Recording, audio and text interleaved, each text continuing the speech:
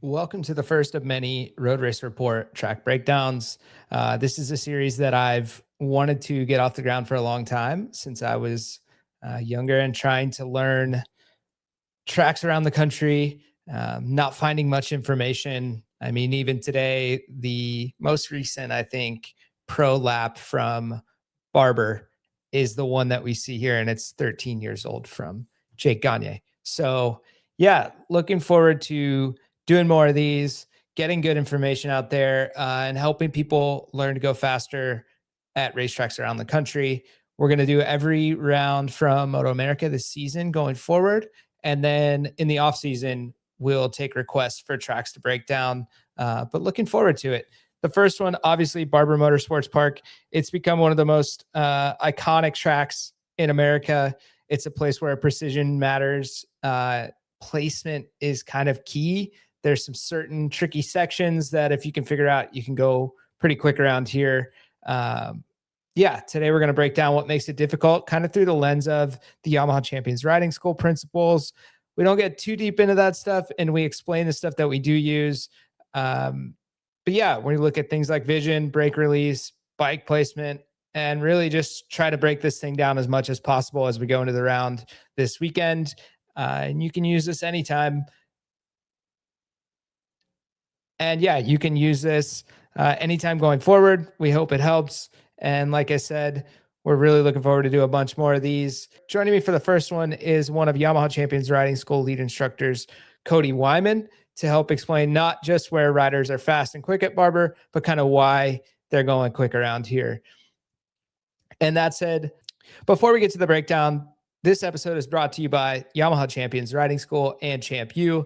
Whether you're trying to shave seconds off your lap time, become a smoother street rider, or finally just understand why the best riders in the world do what they do, ChampU and YCRS give you direct access to the same principles taught to professional racers and everyday racers alike.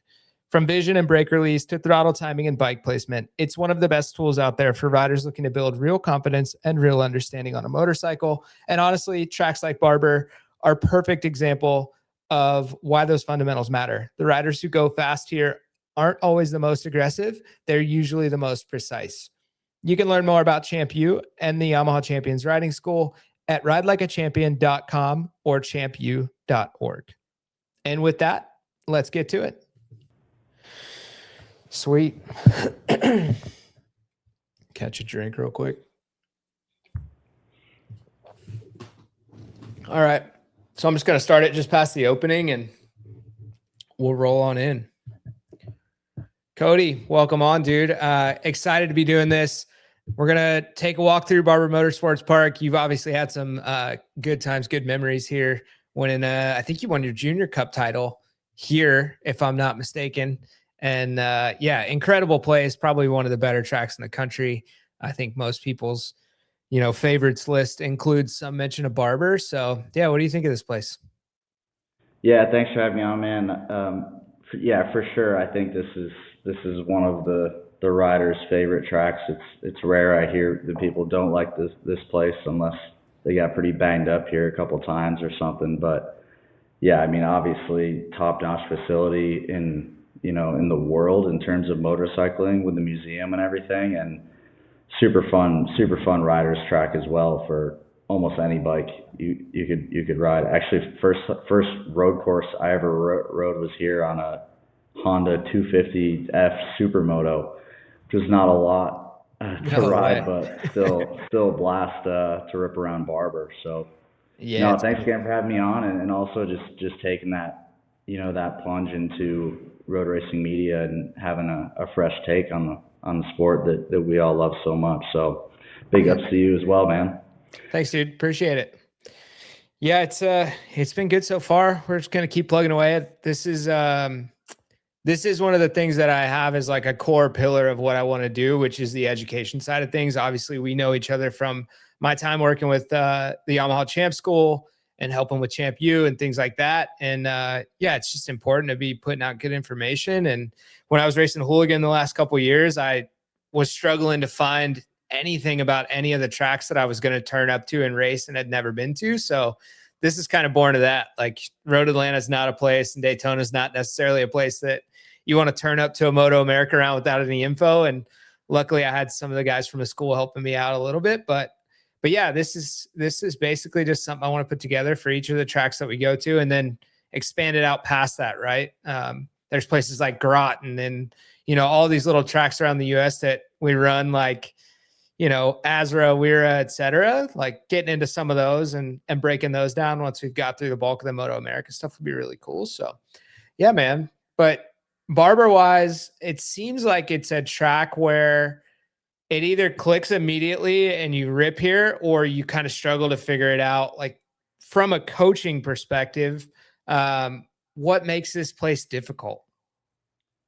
Yeah, well, first you make a great point though about, trying to show up to these tracks and have things rolling from the beginning, especially when you got, 20-minute long sessions with 40 something bikes on the track at a place you haven't ridden.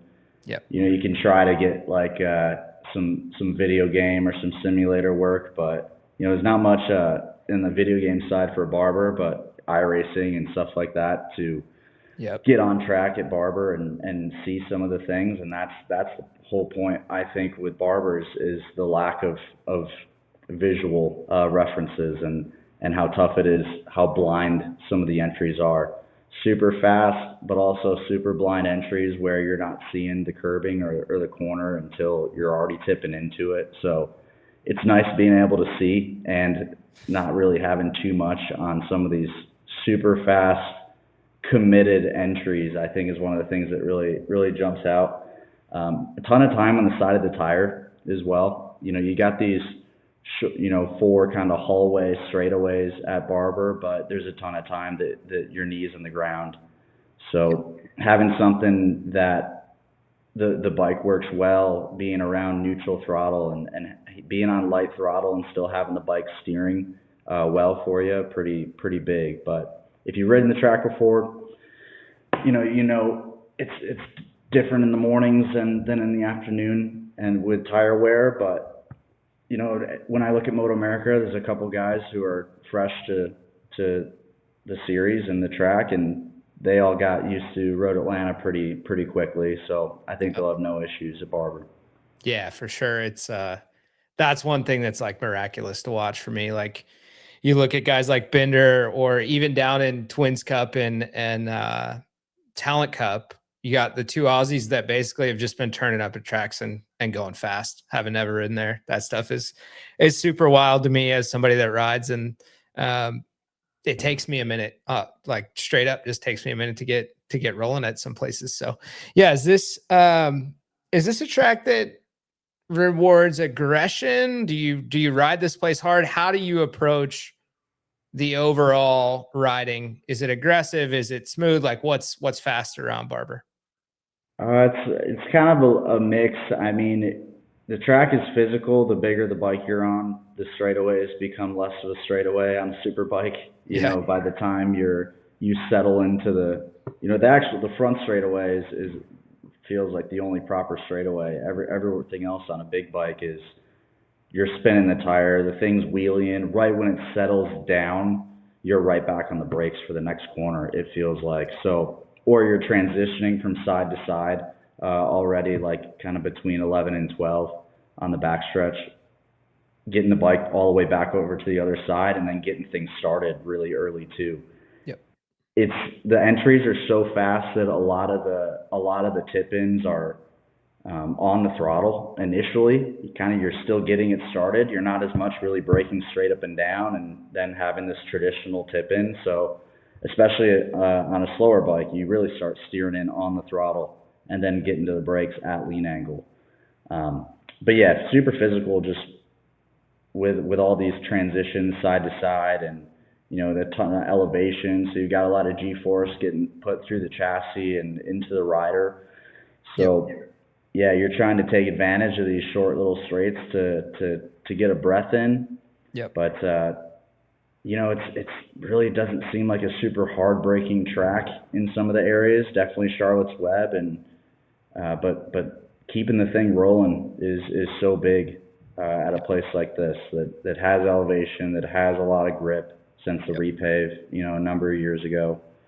So it's gonna reward the aggressiveness, but the smoothness and keeping the tire on the bike for 20 something laps. Yeah, yeah. And with that aggression and kind of keeping the tire, it just seems like input always like one of the basics, right? Input, smooth inputs is going to be huge. Just with the way the place flows. Yeah, smooth initially, and especially, like I said, we're braking on the side of the tire a lot. So these fast blind entries that require a lot of commitment, Yep. the bigger the bike you're on, or even Yep. like down into 8, into the museum corner. It was almost nicer to be on a big bike driving into there, because you do brake a little bit more straight up and down than on a smaller bike where the braking zone is so late. You're really sending it into a lot of these fast blind entries. Yeah, crazy stuff for sure. What's key spots to gain some time around here? Like what do you focus on if you're thinking overall gain time here at Barber?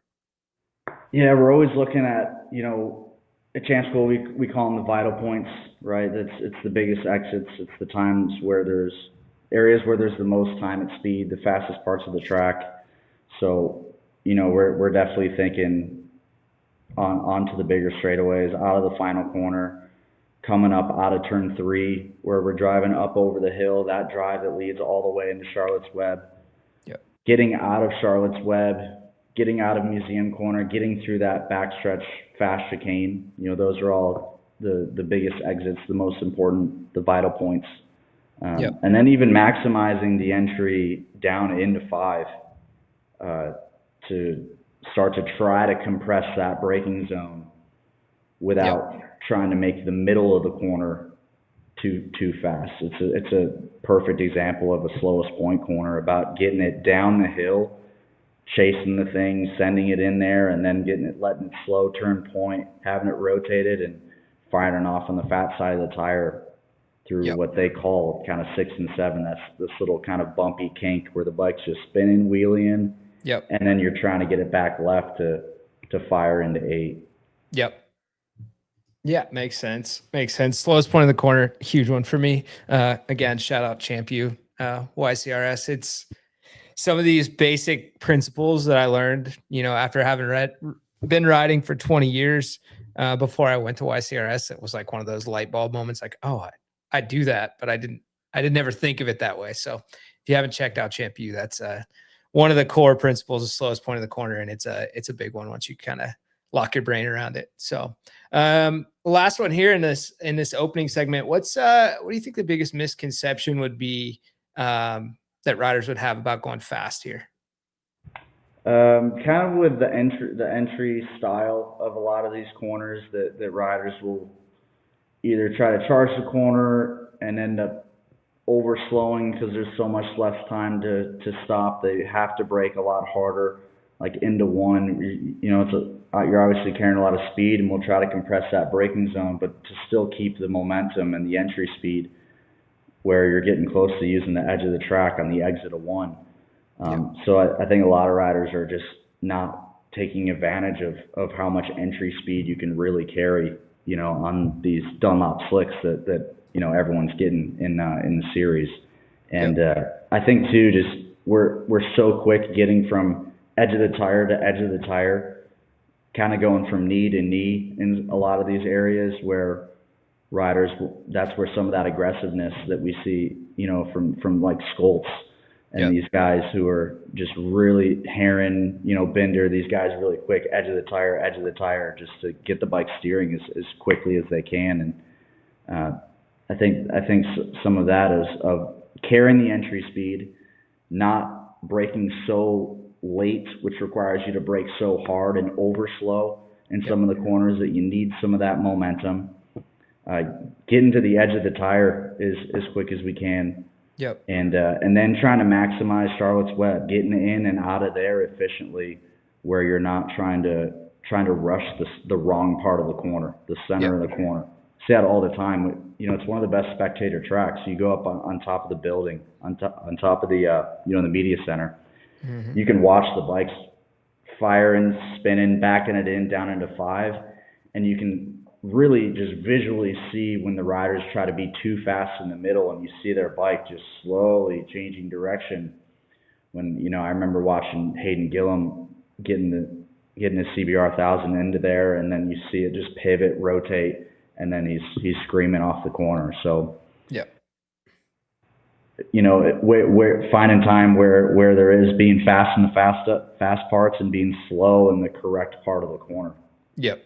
Yeah. Slow corner always. And a lot of people miss that part, myself included. So, one other random question for you, setup wise, like what do you prefer setup wise around a place like this? Are you setting the bike up for elevation? Like what's the balancing act that you're doing at a place like Barber? There's always compromise, right? So like, what are you wrapping your head around setup wise? Yeah, I mean that's part of having some of the crew going into it, where kind of a little bit about what the bike needs before FP1 even. Yep. Yep. But usually, just with the elevation and having the G outs, you're gonna want some more support. You're gonna want to usually start going a little stiffer in most cases. Yep. To have the thing still hold when you're landing, climbing back up 3 up through 4, feeling the thing land in the second chicane at the end of the backstretch, 12, 13, having it land coming down the hill, and some banked corners too, so you can really just lean on it a little bit harder. Yep. Yeah, and then that obviously the negative effect of that in my brain, and I may be wrong, the negative effect of that would then be edge of the tire. You've lost a little bit of that edge grip. Maybe the throttle input's starting to have tire moving around, things like that. Is that accurate? Yeah, and well, the riders that are slamming the brakes and seeing the zip tie go to the bottom, and thinking that they need more support, and then it helps them with the initial squeeze of that bite to keep them a little bit higher up. But then in the middle of 2 and 3, they're just up on top of the spring. The thing's not going anywhere. Yeah. So having the pots to know exactly where you're sitting in the stroke and trying to get somewhat close to those averages front and rear where the bike's still steering best. If I can get a bike that, when you're driving through 2 and 3, trying to be building throttle, that it's still somewhat hooking or trying to rotate versus plowing through. Yep. And then I think a lot of the riders don't realize how early these turn-ins will start with how fast we're going, that It's not, just because your turn-in starts early doesn't mean we're always apexing early and running wide. The turn-ins might start early, but at a slower rate, the quicker that we're going. Yep. So trying to get things started a little bit too early. The fact that a lot of these entries are blind and we can't really see the curbing or the apex until we're already fading in, really would encourage riders to want to start fading in a little too soon. And if you have to adjust a little bit, it's not perfect, but it's way better than being late. Yep.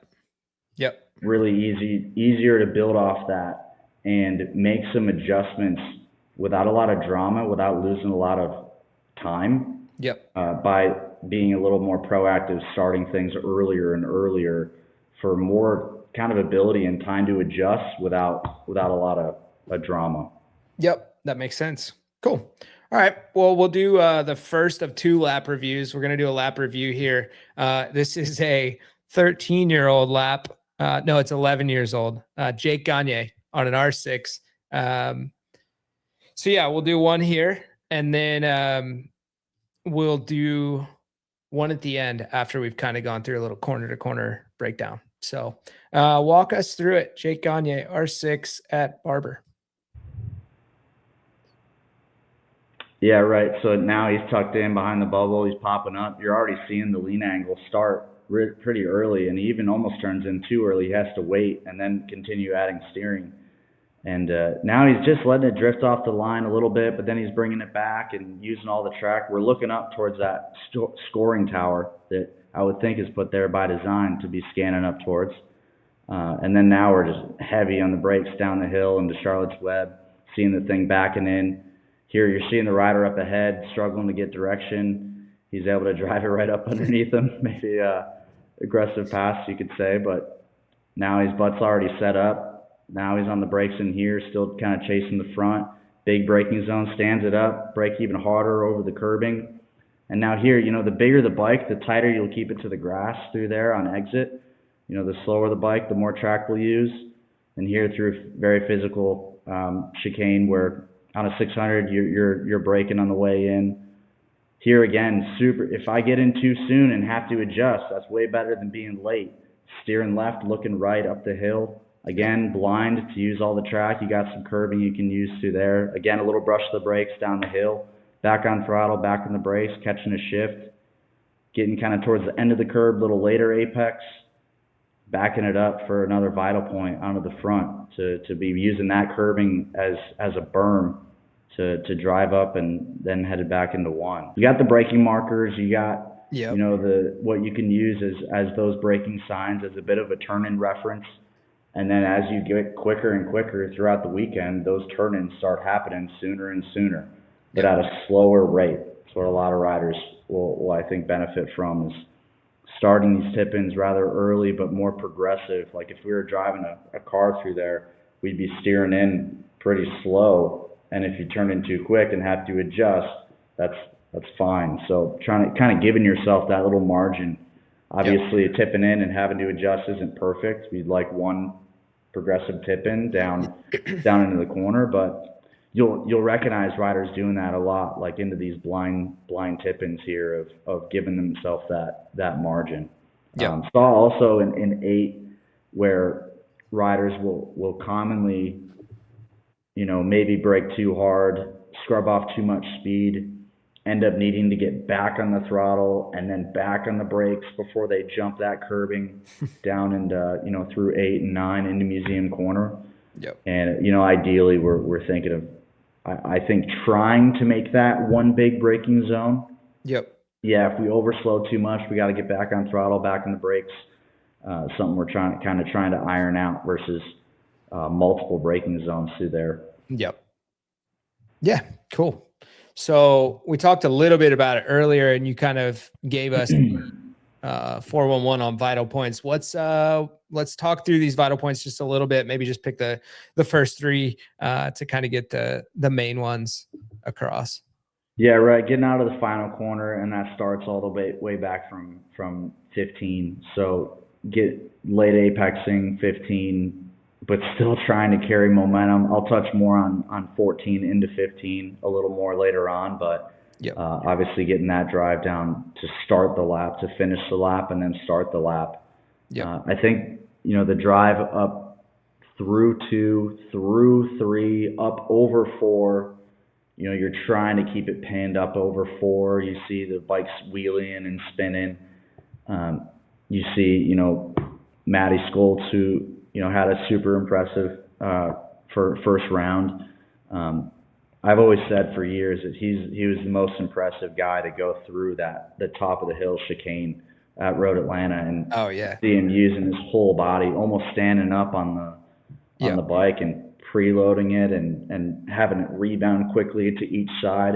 You'll see Matty up over 4, so almost standing up on the bike, spinning up and over, looking for that scoring tower, right? Looking for that tower as soon as you can. So trying to maximize that and getting in and out of Charlotte's Web. We touched on respecting the direction change in the middle of Charlotte's Web, that it's getting in and getting out.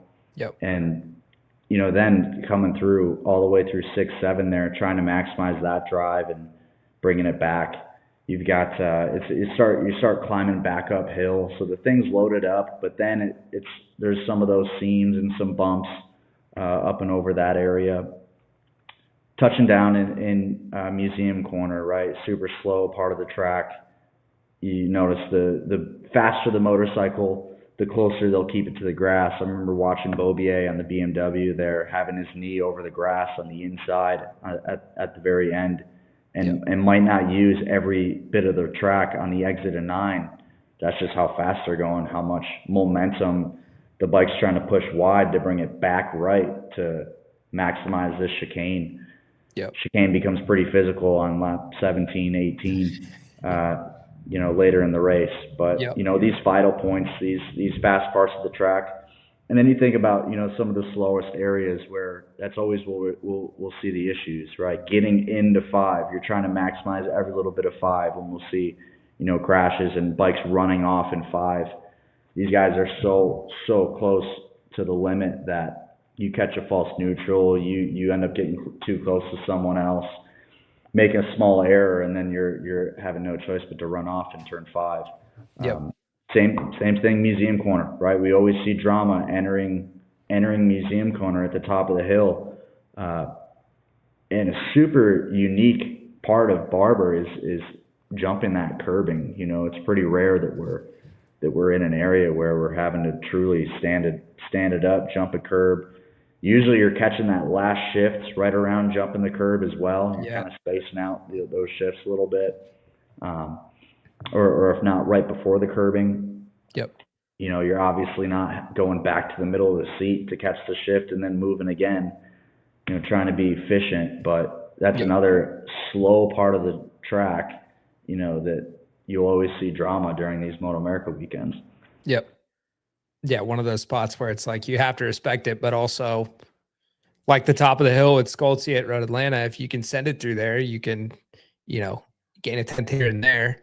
But yeah. Oh yeah, the best you'll ever feel like you get through the top of the hill at Road Atlanta, you're going in there going, I don't know if I'm going to make it. Oh man, yep.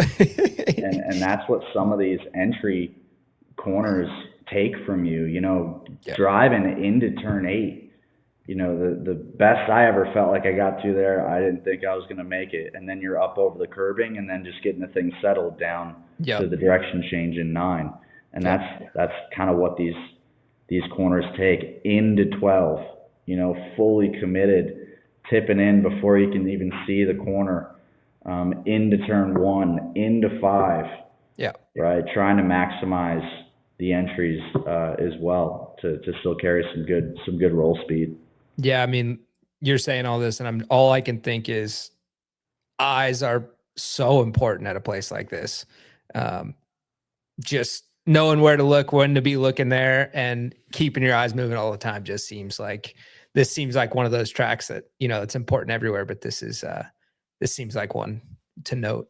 Yeah, it's so fast, and if you've never seen IndyCar there, y'all should pull that up, because they'll do like a minute 5, a minute 6, or something like that around here, and you see him turning in and steering in too quick and having to adjust, but then you also see him steering in one direction and already starting to scan the other direction, and there's so much of that here, this kind of divergent scanning where you're steering right but looking left, steering left looking right.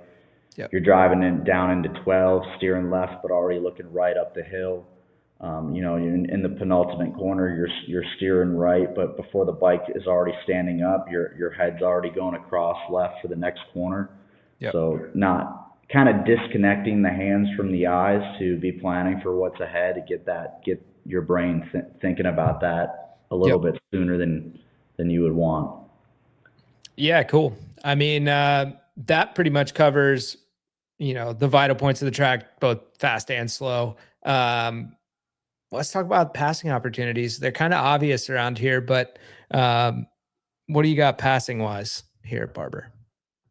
Yeah, definitely like into 1, pretty tough to get things done between 1 and 2, but you have these the Superbike field even is way bigger with Superbike Cup. So a lot of the classes, it's not even who can put in the best lap in qualifying. It's just who can find the cleanest lap.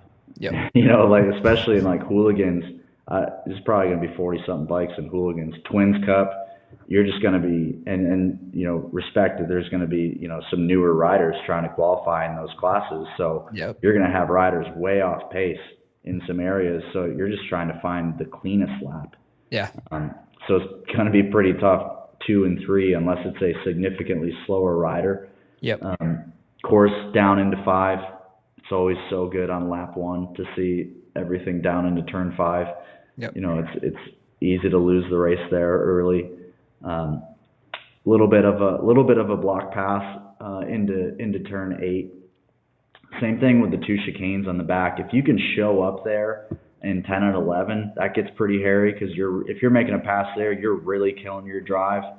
Yep. And 12, 13 though, a little bit more, that's probably one of the better block pass areas. If you can just get in front of somebody and then just kind of park them in 13 where they'll have nowhere to go. Yep. And then, man, always at the end of the races, 15 and 16, right? You'll always see riders defending into 15. Yep. We've seen, you know, the big passes in the past of showing up underneath someone and moving them off 15. Yep. Saw some, actually, it's really tough to do into the final corner, but saw some lunges there last year and the year before a couple times. I think Blake Davis threw it up underneath someone into the final corner. I think it was still in the wet, but another area where, you know, a little bit of a block pass, but you're also just killing that drive at the same time. Yeah, so, that stripe's a long way down there. It's not Yeah. like it's right out of the corner, so you definitely have to factor that in for sure. Last lap, last corner, you only got to go half the distance. Yep. So maybe you hold on for it, but yeah, always seeing the riders run a more defensive line into 12, into 15, into 16, you know, in the last few laps. Yep. Cool. All right. Well, let's just kind of shift through and just walk us through a lap. This is one thing that always happens at Champ School where we go, you know, straight through a lap, and it just to hear it verbalized is kind of a light bulb for some people. So let's do a lap around Barber, just walking through the track map. Yeah, right. Headed down the front stretch. First thing, you know, on a super bike, actually, there's times I don't think we'd even go back to the middle of the seat unless you're looking for that last little bit of time for aero. The straightaway is so short. You might just stay on the left side of the seat all the way down the front stretch on a big bike. I'm not racing factory super bike. Maybe if they say they want to do that, either way. But on a 600, probably going back to the middle of the seat and tucking in, and then getting the butt off before we're sitting up on the brakes into 1. And you got the braking signs on the right side of 1, so you're trying to pick something and then have somewhat of a earlier tip in, which we talked about a lot. And exit of 1, you're trying to use most of the track. We'll see it's one of the areas that there's actually pavement or asphalt kind of on the edge. It's not as much a curbing. It's definitely not a banked curb since I was there last. So trying to drive and carry momentum through up and over from 1 to 2. And then, like I said, we're getting from edge of the tire to edge of the tire quickly and still having a little bit of drive before we're braking and usually catching a shift into the carousel, long turn 2, 3. Letting it drift off the line a little bit, but then trying to bring it back to where you see the striped curbing for 3. And then pretty traditional line, you know, inside, outside, inside, up the hill. Talked about looking for that scoring tower. And bringing it back right for turn 5 again, another blind entry, braking signs on the right, corner worker stations over there. And even in 5, you know, thinking of the other reason that, you know, I'm saying that these turn-ins start early but had a slow rate is creating straight lines, right? We create a straighter line down into 5, let it slow turn point, and then try to make a straight-ish line on exit. So starting these tip-ins, you know, yes, we can try to maximize straight up and down braking, fat side of the tire, but part of this earlier, slower tip-in is so we can be on the fat side of the tire, not waiting and flicking the thing in late, which means you're adding that lean angle quickly. And if we're going to do this, we better be good at giving up brake at that same rate as well. Yep. So trying to make that straightish line on the brakes into Charlotte's Web, respecting that the bike needs to change direction in the middle of that corner. Yep. You know, there's still going to be a little neutral throttle. We're just trying to minimize that and compress that. Yep. Using some, you know, I think, again, the smaller the bike, the more track that we'll use out to the edge or the right side of after Charlotte's Web. And then driving down into Museum Corner, that bridge was always a little bit of a reference. Not saying that we'd always brake there, but a little bit of a tool that we could use for when we're starting that tip in, and got a couple back shifts that we're making down into one of the slowest parts of the track. So trying to almost saving some of that braking still for when we straight up and down. It's somewhat almost like a progressive braking zone, because we kind of brake and then we might trail off and then we stand it up so we can brake harder again and then trail back off into the corner. So Yep. it's a super tricky, fun part of the track for sure. Yep. Talking about using the track on exit there too, kind of varying for a few different classes. Yeah, it's interesting that looking at the track map, your brain's not going, okay, that's one extended braking zone. And probably a lot of guys that aren't treating it that way, track day guys that are, trying to learn how to go fast here, aren't really treating that 8-9, over the curb complex as one brake zone. So it was interesting to hear you say that from my perspective, having never ridden there as well. So yeah, the newer riders, they'll be parking it on 8, going back to throttle, back to slowing. You'll see them jump back to the middle of the seat, and it's like no wonder that we don't have the time to just maximize that entry as much as you can. Yeah. And then, I mean, you'll see it for riders, maybe not as happy with their setup, that they might use all the track out to the left edge on a super bike, but yep. Truly, I don't think that we would end up being all the way out there, or you're just late getting set up for a faster part of the track. 10 is way quicker than 9, so we're going to maximize the entry, apex, and exit of 10 and 11 than, how quick we could be in the middle of turn 9. There's no sense in trying to be fast in the center of a super slow corner. Yep. Then, we got this a lot of these entries too, we're thinking of starting that bar pressure, because this counter steering, we're on the throttle having it start to tip in. So there's a lot of bar pressure that's going on. The thing is trying to remove that weight out of the hands when we're at lean angle, right? To not hold the weight there. There's a ton of body things that could, be an issue with that. But then you got these 2 fast chicanes down the back. So trying to get the thing flicked across between 10 and 11, using that exit curve as a berm. We should be out there every lap, really, or we're not going as fast as we could through the 10 and 11 chicane. Yep. 12, 13's super fun. Again, blind entry, catching a back shift, getting down in there, and then thinking about what is a decent sized exit corner. 13, because that blends all the way into 14, higher entering 15. Blind up the hill in 13 as well, so you got that exit curbing to use. Yep. And on a big bike, we could brush the brakes into 14. Maybe not on a twin. You'd just be breathing the throttle.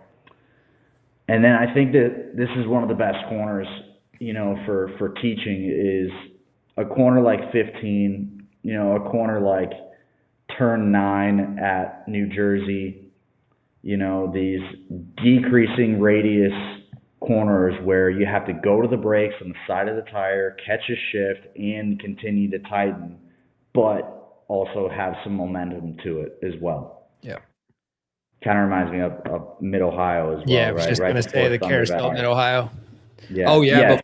Both. There's 2 of them there, right? So before Thunder Valley out of the S's, and then into the front straight, that last little complex there at the carousel. Yeah, I think we were talking about it at Thunder Valley at Mid-Ohio too. That corner that leads under that uphill down the hill, just like 15 here at Barber, just like turn 9 at Jersey. You'll notice the faster the rider, the quicker the lap time, the less dramatic their bike would stand up to brake, shift, and then tip in kind of again. The quicker the rider, it looks like their knees almost on the ground the whole time, bringing it in. I found a half second there when we had that conversation from, session to session, just a half second of like, oh, why am I sitting up and going to the brakes when I could just carry more speed and just keep the radius rolling? You know what I mean? It's interesting when you hear some of this stuff, and I'm hoping that's what clicks for some people when they watch this stuff, is like, there are sections where if it's just explained a little different, or in a way you'd never heard of it or thought of it, there's time in there. So yeah, it's cool. Yeah, again, think like if we took a Miata or if we took a 911 GT3 like out there, Yeah. if you were standing it up to brake and shift and then steering it again, like you're just not getting the most out of the tire and not the bike or vehicle steering capabilities, right? So you'll see, you'll see Blake Davis running there and almost have his knee on the ground, and yeah, he might just barely stand it up a couple degrees to catch the shift and brake, and yeah, but you're not going to see these dramatic moves like you would see in the back of Moto America. Yep. I'm going to try to film some of that stuff and overlay a couple of the guys that are in the back of the pack versus the front of the pack and just kind of illustrate that over some of this stuff. It'd be really interesting. So, and that's also, the equipment you're on, right? If you're totally a track day rider, listen to this and you're on DOTs, maybe we need to stand it up to get back some more grip, but on a hot slick, man, you can, like, if we're not, on our knee, we're of course overslowing, but if we're not maximizing every bit of the lean angle to get the bike steering in, there's more there to gain. So 15 is super tough because we have to brake and slow and catch a shift, but this track is all about momentum. So still trying to carry that roll speed in and catch the curbing at the right time to not get thrown out wide. It's a curve we see riders miss a lot. You want to carry speed into it, but if you're getting thrown, knees not over the curbing and starting to run middle and then you're chopping off or you're late getting set up for a final corner, priorities aren't quite in order there. So again, really, it's like 15 really is kind of set up for 16. So prioritizing, your 16 over that 15 and making time up there is obviously crucial. So yeah, 100%. Same thing. A bigger bike, the less track they'll use on exit of 15. The slower bike, you can get away with maybe running it to mid-track and getting the thing right back on the knee for driving through 16. Yep. Cool. Yeah. Super, super fun place. I have never ridden here, but just watching, I can tell it's like roller coaster vibes, similar to Mid-Ohio. Mid-Ohio, obviously, I'm a Mid-Ohio local for those who don't know. So I love Mid-Ohio and it's all of its quirks and elevation and just the way that it flows. And this place seems kind of similar to that, I would think. So cool. Well, that's a little bit of corner by corner. You want to watch this lap back one more time? We can just point out a few things. Yeah, that's it. Sweet. I am on a crusade to update and get a pro lap. Oh, dude, I know. What are we doing? We're watching 11 years ago. R6 Gagne. That's all there is. And I mean, obviously Jake's dude's a legend. Hope he's healing up and getting ready soon. But yeah, you see how he's letting it drift off a little bit. Maybe a bigger bike, you let it get out a little bit more. Using that track out to the left and then trying to drive through the hill. Butt's going to move nice and early. And you see here, even how early the tip-in is starting. And then here the bike slows more, turns points. The rider up ahead struggling to get on the throttle.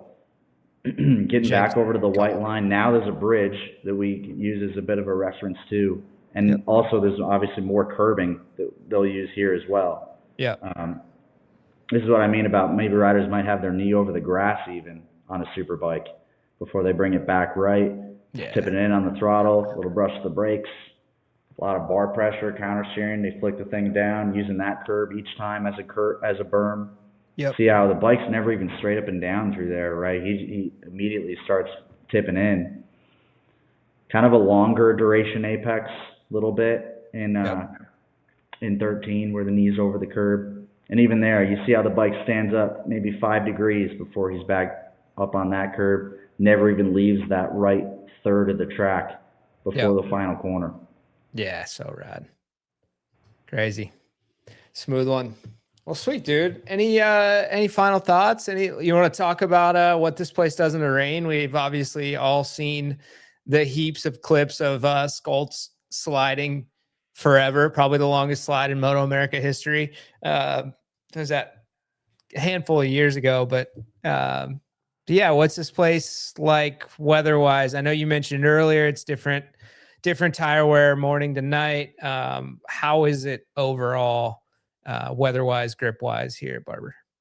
Pretty good with the rain. If it's raining that much, it can flood, and then you give the edge of the track a little bit of a margin. You don't Yep. get it all the way out to the white line in case it's starting to build up. But yeah, that clip, and Joe Rogan pulled it up, and him and Duncan Trussell were watching that. So that Yep. clip has been around. I wish they let it play just a little bit longer so they could have seen Matty crash and then how the race ended up. But Yep.